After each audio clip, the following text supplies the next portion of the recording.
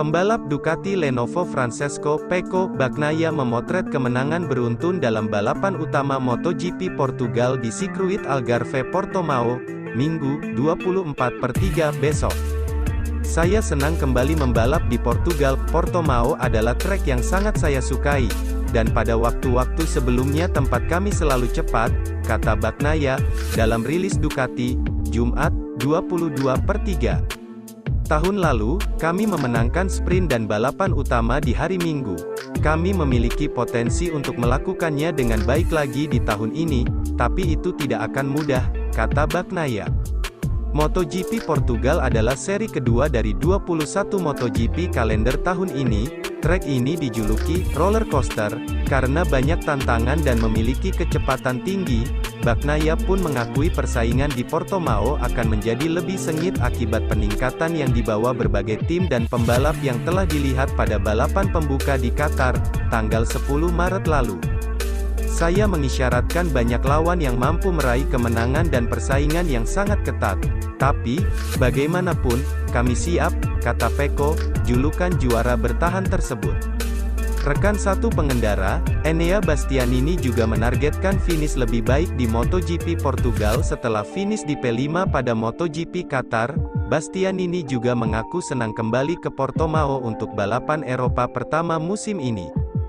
Ini perjalanan yang luar biasa, dan pada akhir Januari, kami berlatih di sini dengan Ducati Panigale V4S, kata Bastianini. Pembalap asal Rimini Italia itu berharap mampu tampil prima dan mampu menghapus trauma untuk menghindari potensi kecelakaan serta cedera, seperti yang dialami di perjalanan Portimao tahun lalu. Kecelakaan dan cedera itu memaksanya untuk melewati sejumlah balapan pertama pada musim 2023. Saya tidak balapan tahun lalu karena cedera yang saya derita setelah kecelakaan di sprint GP pertama musim ini di Qatar berjalan dengan baik, tapi sejujurnya, saya berharap bisa mencapai sesuatu yang lebih, jadi saya akan mencoba memaafkan diri saya akhir pekan ini, ujar Bastianini. Sementara itu, pembalap prima Pramac Jorge Martin yakin mampu tampil kompetitif demi bersaing dengan para pembalap top lainnya di MotoGP Portugal. Saya merasa saya dalam kondisi yang baik, jadi, mari kita lihat apakah saya bisa merasa lebih baik dengan motornya. Yang jelas, saya rasa saya sudah berada di jalur yang benar, kata Martin, dalam keterangan resmi MotoGP, Jumat. Martin, yang juga rival utama Pecco Bagnaia itu, masih digadang-gadang sebagai salah satu pembalap terkuat musim ini, menyusul pencapaiannya meraih sprint dan finish P3 pada MotoGP Qatar 2024, 2 pekan lalu. Meski begitu, Martin merasa belum 100% dalam mengeluarkan potensinya bersama motor Ducati Desmosedici GP24. Martin juga berharap dapat meningkatkan penampilannya pada MotoGP Portugal di Portimao nanti. Sulit untuk mengungkapkan sekarang, terkait peningkatan performa motor GP24, yang pasti, Portimao adalah trek yang saya nikmati. Tahun lalu saya kuat di sini. Meski ada beberapa masalah saat balapan, saya pikir kecepatan motor sangat bagus untuk pertarungan, memperebutkan kemenangan, kata Martin. Di sisi lain, pesaing terdekat Martin lainnya pada awal musim ini, Brad Binder, Red Bull KTM, mengatakan dirinya memiliki ekspektasi yang tinggi setelah menjadi runner-up MotoGP Qatar 2024. Menurutnya, semua berjalan baik di Qatar, dan dia merasa luar biasa mengawali musim dengan podium kedua. Trek ini sangat menantang, memiliki naik turun dan memerlukan pendekatan dan keterampilan teknis yang berbeda. Saya pikir motor kami akan kuat di sini, dan tahun ini kami memiliki peluang untuk menjadi lebih kuat lagi, ujar, kata Binder. Usai latihan bebas pertama MotoGP Portugal pada Jumat, 22/3, dilanjutkan latihan sesi bebas kedua pada Sabtu, 23/3 pukul 18 waktu Indonesia Tengah, kualifikasi pukul 19 waktu Indonesia Tengah, dan sprint race pada pukul 23 waktu Indonesia Tengah. Selanjutnya balapan utama pada Minggu, 24/3, besok, pukul 22. Pembalap tim Gresini Racing, Marc Marquez, langsung gaspol menjalani FP1 MotoGP Portugal 2024, Jumat, 22/3. Marc Marquez tampil sebagai pembalap terkencang di FP1 MotoGP Portugal 2024, dengan waktu putaran 1 menit 40,484 detik.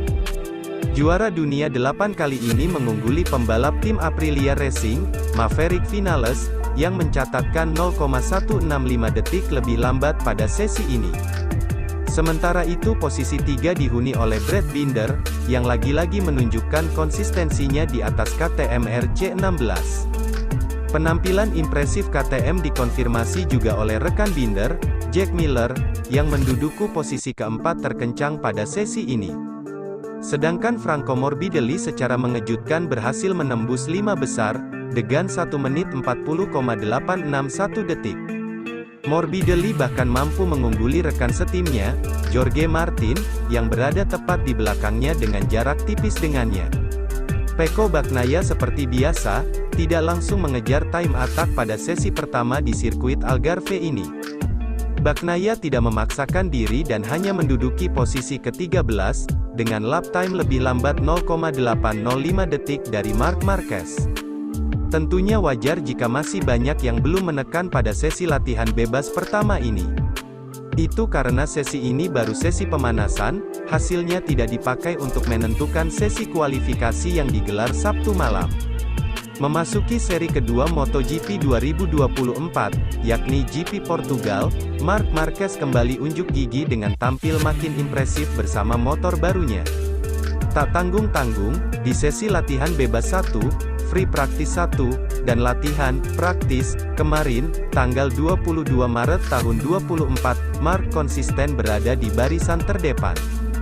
Pertama, di sesi latihan bebas 1 Marc berhasil merebut P1.